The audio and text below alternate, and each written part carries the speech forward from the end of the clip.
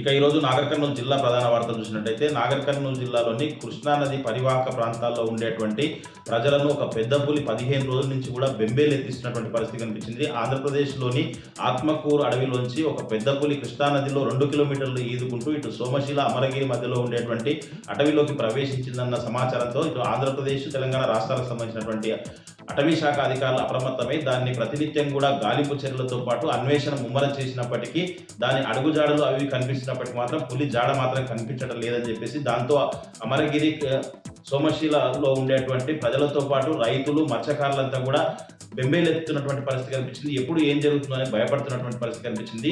అటవీ శాఖ అధికారులు అయితే ఇటు గాలింపు వేగం చేయడంతో పాటు ప్రజలను కూడా అప్రమత్తం చేస్తూ ఉన్నారు. అవగాహన కూడా కల్పిస్తున్నటువంటి పరిస్థితి కనిపించింది. ఏదేమైనప్పటికీ పెద్ద పులిని తక్షణమే గుర్తించి ప్రజలను అక్కడ ఉండేటువంటి ప్రజలను కాపాడాలని చెప్పేసి కూడా పలువురు డిమాండ్ చేస్తున్నటువంటి పరిస్థితి అయితే కృష్ణానది పరివాహక ప్రాంతంలో కనిపిస్తుంది.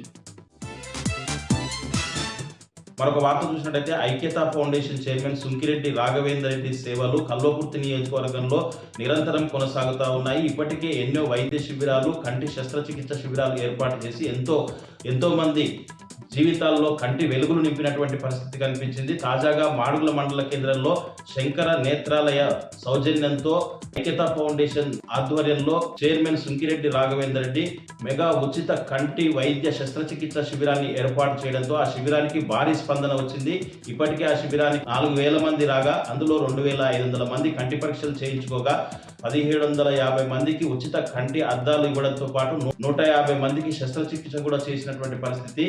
వారందరికీ కూడా ఉచితంగా వైద్యం అందుతుండడంతో వారితో పాటు వాళ్ళ కుటుంబాలలో ఉండేటువంటి ప్రతి ఒక్కరు కూడా ఐక్యతా ఫౌండేషన్ చైర్మన్ సుంకిరెడ్డి రాఘవేందర్ రెడ్డికి కృతజ్ఞత తెలపడంతో పాటు ఆయనను ఆశీర్వదిస్తున్నటువంటి పరిస్థితి కనిపిస్తుంది.